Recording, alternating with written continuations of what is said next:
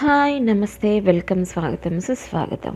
నేను అమ్మమ్మ మధ్యలో మనవరాలు, నాన్నకి పెద్దమ్మాయి, మా అమ్మాయికి లావు, ఫ్రెండ్స్కి లవ్లీ, టోటల్గా మీ లావణ్య శ్రీపతి మీ ముందుకు వచ్చేసింది అమ్మమ్మ కబుర్లు టాపిక్తో. ఇంకా నిన్న చెప్పాను కదండి, అలాగా ఈ మధ్యాహ్నం పొద్దున వచ్చేసేసి 8:00 8:30కి వచ్చేవాళ్ళం. 9:30కి స్కూలు, అంటే ప్రేయర్ స్టార్ట్ అవుతుంది. ప్రేయర్కి అటెండ్ అవ్వకపోతే అటెండెన్స్ పడదు. కాబట్టి 9:30 కల్లా స్కూల్లో ఉండాలి. అదే ప్రేయర్ టైంకి. సో 8కో 8:30కో ఇంటికి వచ్చేవాళ్ళం. మళ్ళీ ఇంకో రౌండ్ పనులు చేసి ఈ జడ ప్రోగ్రాం అప్పుడు అనమాట. ఈ జడలు అప్పుడు వేయించుకొని ఏదైనా తినేసేసి అమ్మ ఏదన్నా ఇస్తే తీసుకుని వెళ్ళేవాళ్ళం. ఇక ఆ ప్రేయర్లో సిపిఎల్గా నేనైతే మాత్రం, మా చెల్లి తక్కువే సిపిఎల్గా ఉండడం, పెద్ద పెద్దగా అరిచేసి ఎక్సర్సైజులు చేయించటం, ఇట్లాగా ఎవరితో పడేది కాదు. అందరితో గొడవలు పెట్టుకునేదాన్ని. ముఖ్యంగా అంటే కొంచెం రౌడీ బాయ్స్ ఎక్కువ ఉండేవాళ్ళు కాబట్టి అందరూ భయపడుతుంటే నేను ఎదురు సమాధానం చెప్పేసేదాన్ని. తర్వాత ఈ సిపిఎల్ని కాబట్టి ఎవరన్నా గొడవ చేస్తే డైరెక్ట్గా ప్రిన్సిపల్ దగ్గరికి తీసుకెళ్ళిపోయేదాన్ని. ఆయన కేకలేసేవాడు. వీళ్ళందరికీ నా మీద పీకల దాకా కోపం ఉండేది. ఇలాగనమాట. అప్పుడు అదొక క్రేజ్. వాళ్ళు ఏమనుకుంటున్నారు ఏంటి, డోంట్ కేర్ అనమాట. అట్లా ఉండేవాళ్ళం. ఇక ఆ తర్వాత ఈవినింగ్ ఇంటికి రావడం, ఇక మళ్ళీ సంధ్య ముగ్గు అని వెయ్యాలి. ఆ సంధ్య ముగ్గు వేసేవాళ్ళం. అయితే ఇంత ప్రాసెస్ ఉండదు, అది లైట్గా బయట గుమ్మం వరకు వేసేసేవాళ్ళం. అప్పుడే స్నానం చేసేసి మళ్ళీ ట్యూషన్కి వెళ్ళేవాళ్ళం. ఏదన్నా అమ్మ పెడుతూ ఉండేది పళ్ళు, లేకపోతే పల్లెటూరులో ఏం తక్కువ అండి, తంపిడికాయలు అంటారు, వేసరికాయలు ఉడికించి సాల్ట్ వేసి ఉడికించిన కాయలు అనమాట. సో అవో, లేకపోతే ఏవో ఒకటి ఇంట్లో ఉంటాయి కదా, చెక్కలని, అరిసెలని, కజ్జికాయలని, అబ్బో ఒక రకం కాదండి, నానాజాతి సమితి ఉంటాయి. అవన్నీ ఏవో ఒకటి ఎవరికి నచ్చినవి వాళ్ళు తింటాం అనమాట. ముఖ్యంగా ఇక్కడ ఒక విషయం చెప్పాలి.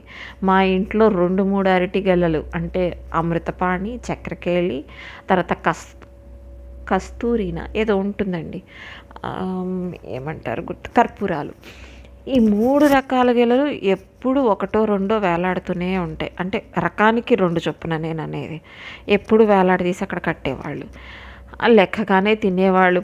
పొద్దున ఒకటి, సాయంత్రం ఒకటో, లేకపోతే పొద్దున్న 2, సాయంత్రం 2. ఇంతమంది ఉన్నప్పుడు అది ఎన్ని రోజులు వస్తాయి చెప్పండి. వచ్చేవి వస్తూనే ఉంటాయి, వెళ్ళేవి వెళ్తూనే ఉంటాయి అన్నమాట. అయితే ఇక్కడ మా పెద్ద చెల్లి గురించి కొంత చెప్పాలి. దానికి అరటిపళ్ళు అంటే పిచ్చి. ముఖ్యంగా ఈ కర్పూరాలు అన్నాను చూసారా, అవి చిన్న చిన్న కాయలుగా ఉంటాయి.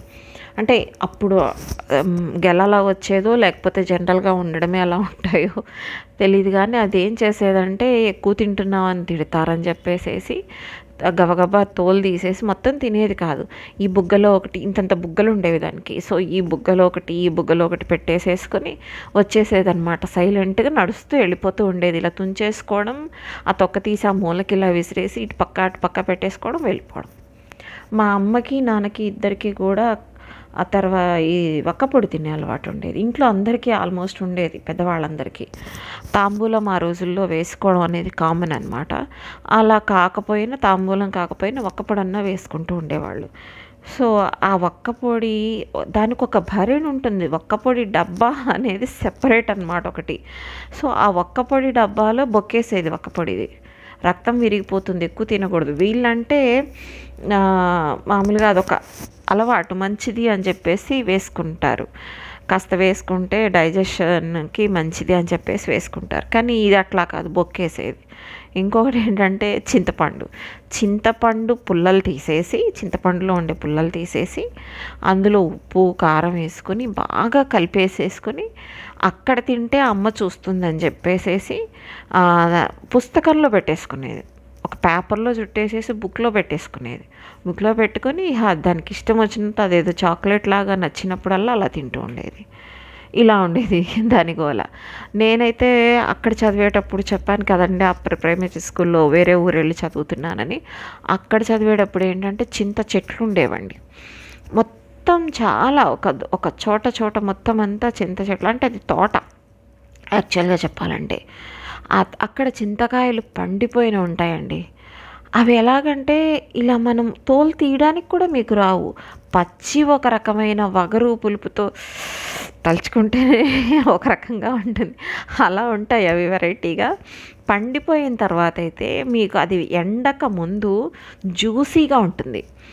ఆ జ్యూసీగా ఉన్నదాన్ని ఇలా నోట్లో పెట్టుకుని ఏదో ఐస్ ఫ్రూట్ చీకినట్టు చీకేయడం. నేనైతే కనుక ఐస్ ఫ్రూట్ చీకినట్టు చీకేయడం.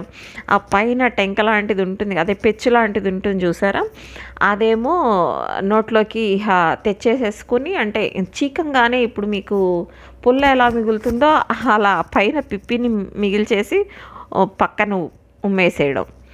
అట్లాగనమాట. అలా రోజుకో చింతకాయన్నా తినేదాన్ని. ఒక గెల కోసేయడం, తల ఒకటి పనిచేసుకోవడం అంతే. అక్కడ ఎవరు ఏవి అన్ని కూడా అనరండి. పిల్లలు కోస్తున్న తింటే ఏమి అనరు, పారేస్తే తిడతారనమాట.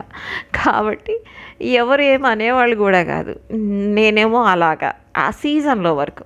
అలాగే చింత చిగురు పప్పు, చింత చిగురు పచ్చడి, చింత చిగురుతో చేసిన కూర, ఒక రకమైన కూర చేస్తుంది అమ్మమ్మ కూడా చేస్తారు. పెసరపప్పు ఏదో సంథింగ్ వేసి సూపర్ ఉంటాయండి, చాలా బాగుంటాయి.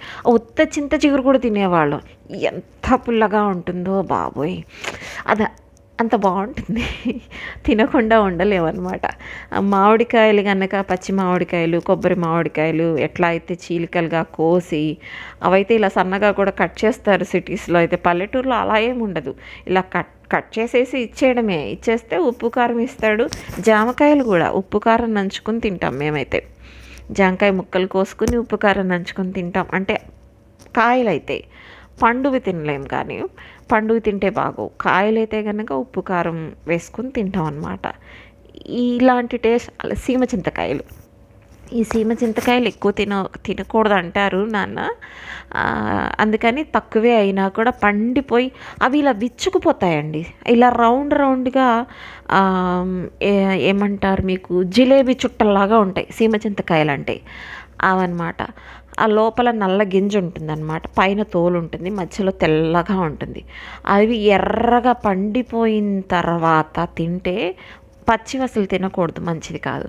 సో ఎర్రగా పండిపోయి విచ్చిపోతాయి అవి, ఆ కాయలు ఇలాగా. ఆ విచ్చిపోయిన వాటిని తింటే కనుక ఆ లోపల తోలు తీసి గింజ తీసి పక్కన పెట్టేసి తింటే చాలా తీయగా ఉంటాయండి. అయితే ఎక్కువ తినకూడదట వాటిని. అయితే ఆ గింజలు ఏం చేసేవాళ్ళని తెలుసా, లోపల గింజలు నల్లగా ఉంటాయి, అది దాని లోపల తెల్లగా ఉంటుంది. ఈ మిడిల్లో గోధుమ కలర్, అంటే ఏం చెప్పాలి మీకు, ఏ కలర్ అని చెప్పాలి, గోధుమ కలర్, గోధుమలు ఏ కలర్ ఉంటాయో ఆ కలర్లోనండి, ఆ కలర్లో ఉంటుందన్నమాట. ఈ నలుపు దాన్ని తెలుపు బయట పడకుండా ఆ గోధుమ కలర్ వచ్చేటట్టుగా తీయడం అనేది ఒక ఆట మాకు.